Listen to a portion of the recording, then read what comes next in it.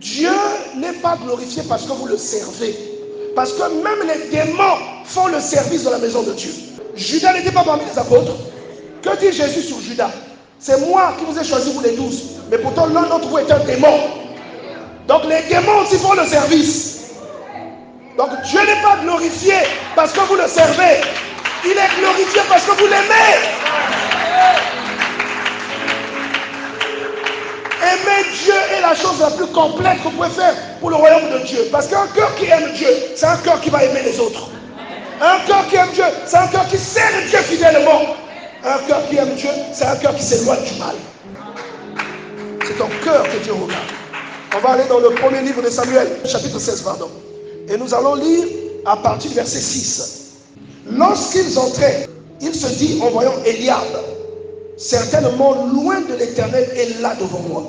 Et l'Éternel dit à Samuel, ne prends point garde à son apparence et à la hauteur de sa taille, car je l'ai rejeté. L'Éternel ne considère pas ce que l'homme considère. L'homme regarde ce qui frappe aux yeux, mais l'Éternel regarde au cœur. Dis avec moi, au cœur.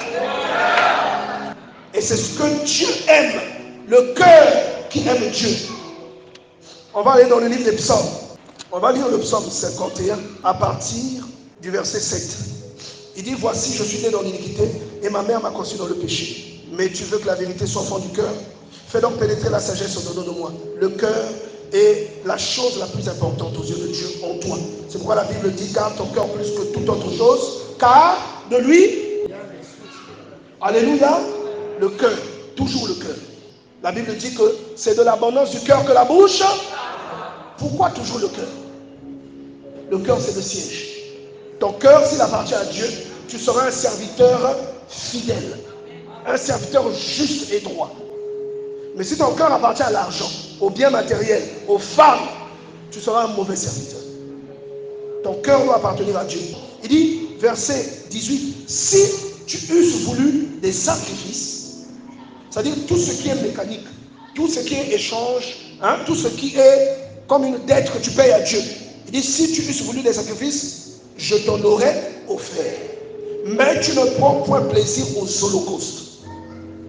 Il ajoute, les sacrifices qui sont agréables à Dieu, c'est un esprit brisé. Il te parle d'abord d'esprit, mais après il te parle de cœur. Est-ce que tu comprends? Il te parle de la même chose. Parce que dans la Bible, une fois, lorsque Dieu parle du cœur de quelqu'un, il parle de l'esprit de la personne. Il dit, oh Dieu, tu ne dégaines pas un cœur brisé et contrit. Tu ne dégaines pas. La chose la plus importante que tu puisses donner à Dieu, ce n'est pas ton argent. L'argent n'est que le substitut. L'argent n'est que l'habillement. L'offrande, c'est l'habillement de ce que tu as dans le cœur. La graisse que Abel a donnée, c'était la couverture de l'émotion, de l'amour, de l'affection qu'il avait pour Dieu. C'est pourquoi, lorsqu'on vient vers Dieu, il y en a, tu as mis des chiffons. Il y en a qui ont des habits de fête. Parce que c'est ton cœur que Dieu regarde. Alléluia.